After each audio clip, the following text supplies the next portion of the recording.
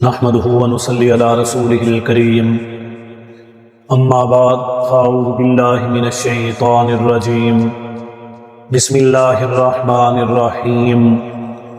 قال الله تبارك وتعالى في كلامه المجيد والفرقان الحميد تلك حدود الله فلا تقربوها كذلك يبين الله آياته للناس لعلهم يتقون ولا تأكلوا أموالكم بينكم بالباطل وتدلوا بها إلى الحكام لتأكلوا فريقا من أموال الناس بالإثم وأنتم تعلمون صدق اللہ العلی العظیم۔ میرے واجب الاحترام خواتین و حضرات، ارشاد باری تعالی ہے تلک حدود اللہ، یہ اللہ تعالی کی حدود ہیں، فلا تقربوها، بس تم ان حدودوں کے قریب نہ جاؤ۔ یعنی اللہ رب العالمین یہ ارشاد فرما رہے ہیں جو احکام، جو حکم شریعت کے دیے گئے ہیں یہ اللہ تعالیٰ کی طرف سے عطا کردہ ہے، یہ اللہ تعالیٰ کے بھیجے ہوئے حکم ہیں، یہ اللہ تعالیٰ کی دی ہوئی تعلیمات ہیں، ان کی پابندی کریں اور ان کے مطابق چلیں۔ اللہ تعالیٰ کی ان حدود کو توڑنا تو بہت بڑا ہی جرم ہے، آپ ان کے قریب ہی نہ جائیں، یہ کوشش ہی نہ کریں کہ اللہ تعالیٰ کی حدوں کو توڑ دیں۔ اللہ تعالیٰ کی نافرمانی کے زمرے میں، اللہ تعالیٰ کے احکامات کو توڑنے میں آپ اللہ تعالیٰ کے ناشکرے بنیں اور اللہ رب العالمین کی تعلیمات کی خلاف ورزی کریں۔ اس لیے فرمایا کذالک یبین اللہ، اسی طرح اللہ تعالیٰ نے واضح کر دیا، کھول کر بیان کر دیا، سب کچھ بتا دیا، آیات ہی، اپنی آیات کو، اپنی نشانیوں کو، للناسی، لوگوں کے لیے، یعنی اللہ تعالیٰ نے سب کچھ کھول کر بیان کر دیا تاکہ لوگوں کو یہ بات آسانی سے سمجھ آ سکے، وہ اس بات کو اچھے طریقے سے سیکھ سکے۔ یہ تمام مسائل سیکھنے کے بعد، یہ تمام احکام سمجھنے کے بعد، ان پر عمل کرنے کے بعد لعلہم یتقون، شاید کہ وہ پرہیزگار بن جائیں، تقوی اختیار کر لیں، اللہ تعالیٰ کے حکم کی پابندی کرتے ہوئے اللہ تعالیٰ کو راضی کر لیں، اللہ تعالیٰ کی خوشنودی حاصل کر لیں۔ اس لیے یہ سب کچھ ہم نے مکمل طور پر تمہارے سامنے رکھ دیا۔ پھر اللہ تعالیٰ فرما رہے ہیں وَلَا تَأْكُلُوا أَمْوَالَكُمْ بَيْنَكُمْ، یہ بات بھی یاد رکھو کہ تم ایک دوسرے کے مال کو نہ کھاؤ، ایک دوسرے کے حق کو چھیننے کے لیے، ایک دوسرے کے حق کو لینے کی کوشش ہی نہ کرو، بالباطلی، غلط طریقے کے ساتھ، جو اللہ تعالیٰ نے تمہاری قسمت میں، تمہارے مقدر میں لکھ دیا، جو تمہارا حصہ بنا دیا، وہ سب کچھ تمہیں مل کر رہے گا، اور جو کچھ تمہارے لیے اللہ تعالیٰ کی طرف سے عطا کردہ ہے وہ مال تمہیں ملے گا ناجائز طریقے سے،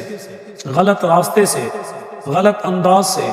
تم اللہ تعالیٰ کی طرف سے عطا کردہ مال کو نہ لو، جو کچھ اللہ نے تمہارے لیے لکھ دیا ہے اسی کے مطابق اپنے حصے کو لو۔ اللہ تعالیٰ کی طرف سے ودیعت کردہ اس مال کو ایک دوسرے کی طرف سے چھینا جھپٹی نہ کرو، ایک دوسرے کے مال کو ناحق طریقے سے نہ لو، ایک دوسرے کے ساتھ ظلم اور زیادتی نہ کرو، ناحق طریقے سے، غلط انداز سے۔ پھر فرمایا وَتُدْلُوا بِهَا إِلَى الْحُكَّامِ، اور اس مال کے معاملات کو اپنے حکام کی طرف نہ لے جاؤ کہ ناحق طریقے سے تم ایک دوسرے پر فرد جرم عائد کرو، پھر اس کو عدالت کے اندر لے جاؤ، یا ناحق طریقے پر کسی پر الزام لگا کر ان اپنے ظالم حکمرانوں کے پاس لے جاؤ جنہیں تم کچھ رشوت دے کر، جنہیں کچھ حصہ دے کر، جنہیں کچھ مال دے کر اپنے حق میں فیصلہ کرواؤ۔ آج اگر آپ اس بات کو آسانی کے ساتھ سمجھنا چاہیں کہ ایک شریف آدمی کی جائیداد ہے، زمین ہے، ملکیت ہے، اس پر ایک ظالم، ایک جابر، ایک لوفر اور لفنگا، ایک بدماش ٹائپ آدمی حملہ آور ہوتا ہے، اس پر جھگڑا قائم کرتا ہے، پھر اس زمین کو متنازع بنا کر وہ عدالت کے اندر لے جاتا ہے، اس زمین کو متنازع بنا کر وہ کسی سردار کے پاس جاتا ہے، کسی جگیردار کے پاس جاتا ہے، کسی مالدار کے پاس جاتا ہے، پھر اس سے مل ملاپ کر کے اس کو کچھ حصہ دینے کا، رشوت دینے کا، کچھ مال دینے کا وعدہ کرتا ہے، اور اس کو اپنے ساتھ ملا کر اس کے ساتھ زیادتی کرتے ہیں کہ وہ جج اس کے حق میں فیصلہ دیتا ہے، وہ وکیل ناحق اس کا کیس لڑتا ہے، وہ سردار، وہ ظالم حکمران ناحق طریقے کے ساتھ اس کے ساتھ مل کر اپنے حصے کو بٹورنے کے لیے، اپنی رشوت لینے کے لیے وہ ناجائز ناحق مال اور ناحق فیصلہ اس کے حق میں کر دیتا ہے کہ یہ مظلوم، یہ غریب، یہ مالک وہاں پر اپنی ملکیت کھو کر، وہاں اپنا حق دے کر یہ دل کے اندر بد دعائیں دیتا ہے، یہ اللہ تعالیٰ سے التجائیں کرتا ہے۔ تو اس لیے اللہ تعالیٰ فرما رہے ہیں کہ نہ حق طریقے سے تم ان معاملات کو، ان لڑائی جھگڑوں کو، ان فسادات کو، ان غلط چیزوں کو، ان حکام کی طرف نہ لے جاؤ، ان قاضیوں اور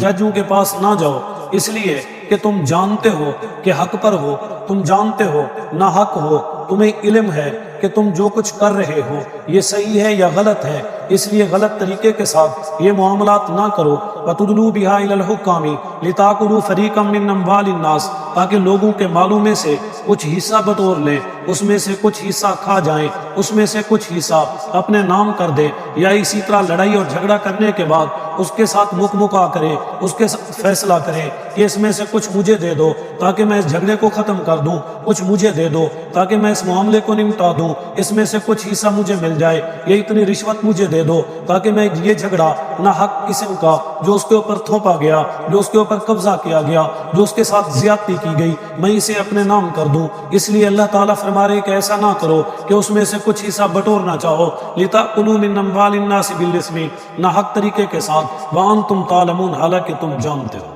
ہر ایک انسان خود اپنے دل کے اندر مفتی ہے، اور وہ اس بات کو جانتا ہے کہ وہ کس طریقے کے ساتھ دوسرے کا مال بٹور رہا ہے، وہ ناحق طریقے کے ساتھ، غلط انداز کے ساتھ، غلط ناحق ظلم، زیادتی، گناہ، اور اس انداز کے ساتھ کہ وہ دوسرے کے ساتھ ظلم کر رہا ہے، اس انداز کے ساتھ کہ وہ دوسرے کے ساتھ زیادتی کر رہا ہے، وہ اس بات سے بخوبی واقف ہے اور وہ اسے جانتا ہے اور جان بوجھ کر ایسا کر رہا ہے۔ اس لیے اللہ تعالیٰ فرما رہے ہیں کہ ایسا نہ کرو، وگرنہ تم یہ ناحق مال اپنے پیٹوں میں ڈال رہے ہو جو انگاروں کی مانند ہے۔